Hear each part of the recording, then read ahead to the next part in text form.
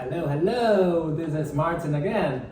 Okay, so last time we talked about the advantages of non-STEM programs. If you haven't seen that video, the link is here. I encourage you to watch that video if you're not familiar with terms like OPT, H1B, or green card. Green card, or green card. And let's get started. So, despite knowing there are many obstacles down the road, why would I still want to come to the United States and study sports science? The reason is actually pretty simple. I wanted to become the best trainer because I was fat during my teenage years and working out had really changed every aspect of my life. So I was a part-time trainer and public speaker back in Taiwan, which helped me a lot when applying for my graduate schools. I can make a separate video talking about applying to these schools and all sort of that stuff. Eventually, I got admitted to Columbia University and I am the only international student in my 15 people class. Okay, I'll just fast forward the starting part. So I did an internship with Equinox in my second year and got a return offer as a Tier 4 personal trainer. But don't get me wrong, getting a job offer in fitness industry is not something notable at all because hiring a trainer is relatively cheap as trainers are totally commission-based and usually receive little or zero benefits. Equinox also made it clear that they won't sponsor my visa.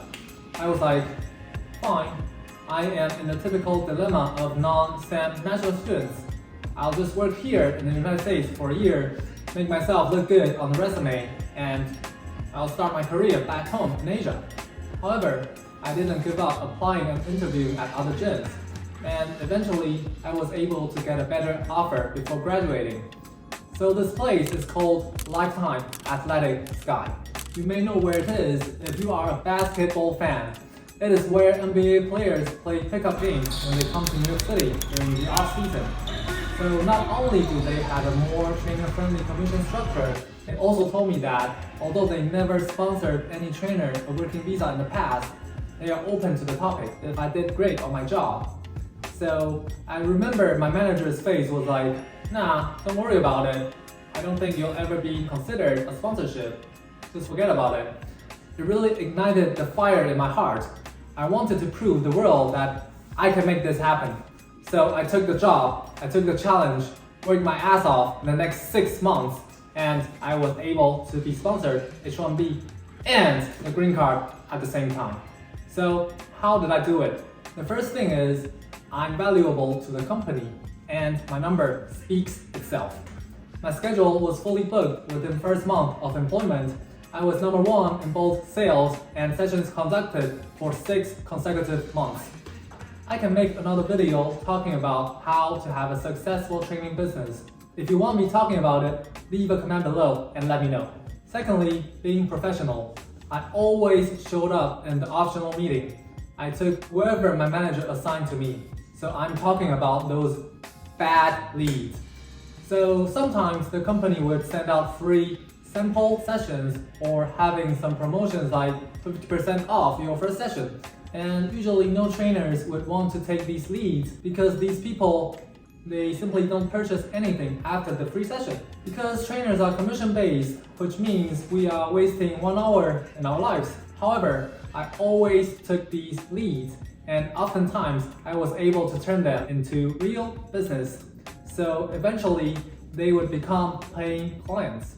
Because I never say no to anyone. Just give me the lead and I will try to make it happen. That is what I told my manager every time. Third, I kiss my manager's ass. Yes, I am a f***ing ass kisser. But ass only, no other places. Alright, what I meant is I helped my manager as much as I could. Usually, a fitness club has monthly sales number for personal training department to hit. And if the personal training team hit the number, the manager would receive a bonus, which usually turns out to be about 3% of the total sales. So for instance, if the goal is 120K for the month and the team made it, the manager would get a $3,600 bonus. Sounds dope, huh? Yeah, but it's a bonus for a reason.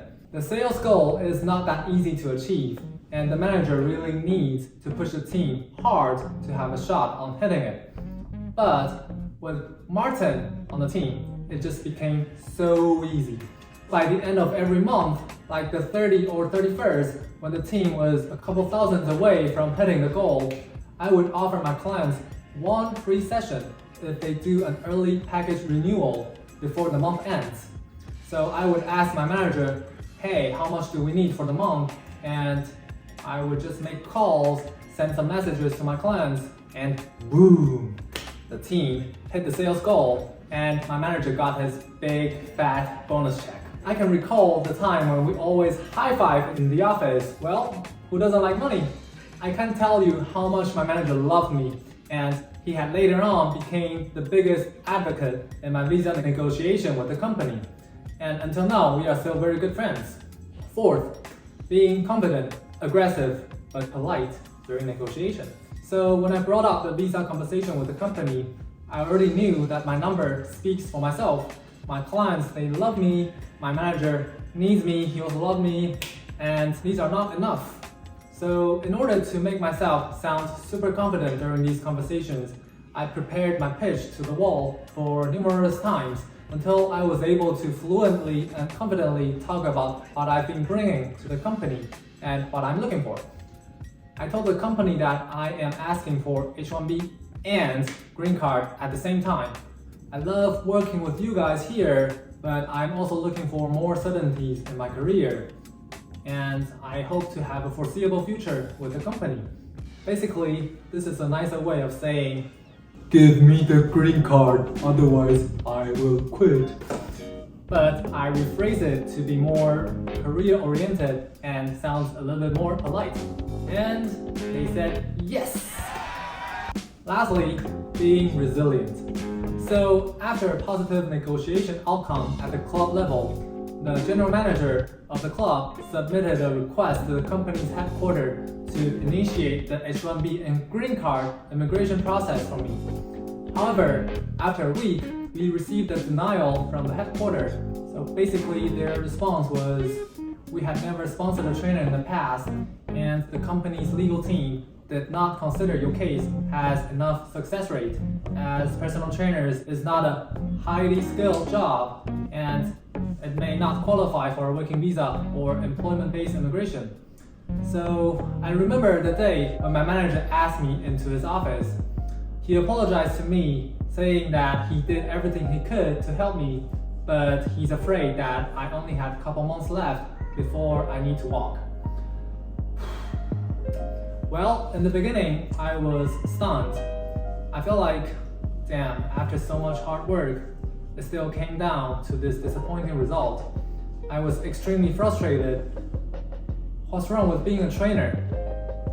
Not skilled enough? Well, I have a master's degree in physiology and I have more than 10 different certifications. Why does the world treat me like this? But quickly, I decided to stop self-pitying and fight for my destiny.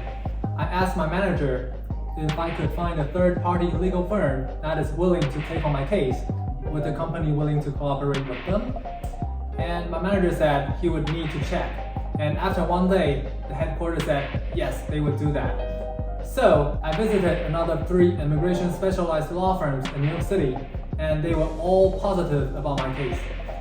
So I passed along these law firms' reports on my case, their quotes, along with their contact info back to the headquarters. And funny enough, the company's legal team, they made a huge U-turn, saying that they would start working on my case in-house, rather than collaborating with a third-party law firm. Well, this felt hilarious to me, like I slapped them on their face. Like, you guys didn't do enough research and gave me a straight denial in the beginning. You ruined my life and gave me a really bad day. However, I did my due diligence and I fought for my own destiny. And now you guys suddenly say, yeah, your case is workable, let's do it in-house. Sorry guys, I digress. Enough ranting, totally not the point of this video, so I'll just stop you. Alright guys, I think that's all I have for today. In the end, I was able to get my H-1B and green card. I'm sharing this story to encourage people who are not studying STEM majors. Even if you're not working in tech or finance, you still have the opportunity to get through these visa bullshit and stay in the United States. Work hard, plan well ahead, show your value to the employer, build a good relationship with your supervisor, make the correct conversations, being super confident, and just don't give up easily. Hope you all can be the most brave, badass warrior when fighting for a visa. Lastly, if you find this video helpful, please like, comment, subscribe, and share. It means the whole world to me. And I will see you next time. Bye!